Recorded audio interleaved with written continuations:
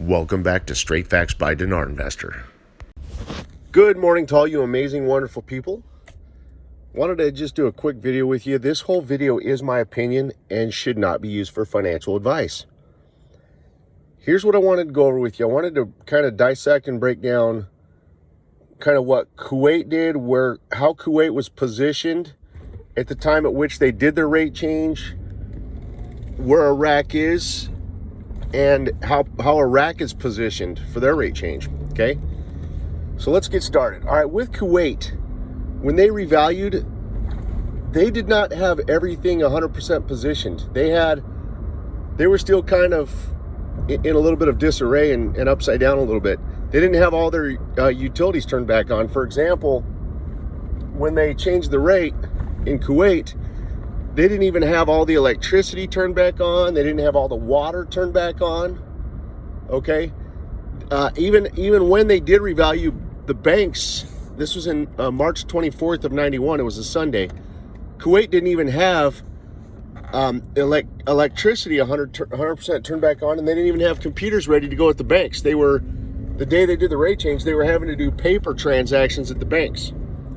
Okay, so they were a little more disorganized back then. Now let's look at Iraq.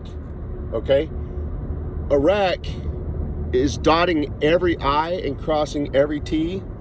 They're making sure that everything is 100% positioned and perfect. Iraq has used this entire year to set the rate change for this.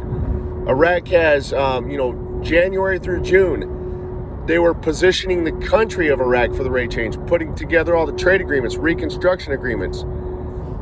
Then from July through present, they were Baghdad and Kurdistan are resolving all their differences. Okay, getting everything ready to go for Article 140 HCL. Okay, they're getting everything ready for the 2020 budget. Okay, and because Iraq has had so much corruption, okay, that's another reason why they need the 2020 budget. That way all of the money is allocated, and they want all the money allocated and under a microscope to minimize and control that corruption going forward. Okay, so those are going to be the big differences between both Kuwait and Iraq. Okay, and in a way,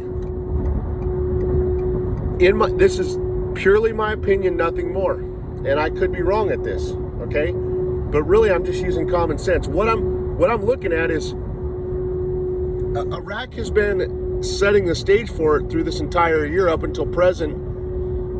Okay, so what I was looking at is what needs to be involved. What does Iraq need to do to set the stage? What's involved with that? And here just was my conclusion. Iraq, like I said, January through June, they were getting everything positioned and ready for the country of Iraq. Okay, trade agreements, reconstruction agreements, getting all that ready to go. Then from July through present, they were getting everything ready to go, kind of at the citizen level for Article 140 HCL. And keep in mind, those are all post-rate change events. Okay, they were getting Baghdad and Kurdistan were resolving their differences and coming into agreement on all of those monies to have them ready for the 2020 budget. Okay, then in my opinion, again, this is purely my opinion and I could be wrong, but in my opinion, the last step would be positioning the money, having that ready to go. And that's where the 2020 budget comes in, because the 2020 budget has a lot of post-rate change monies in it. It's got reconstruction monies in it, Article 140 HCL, and it has other items.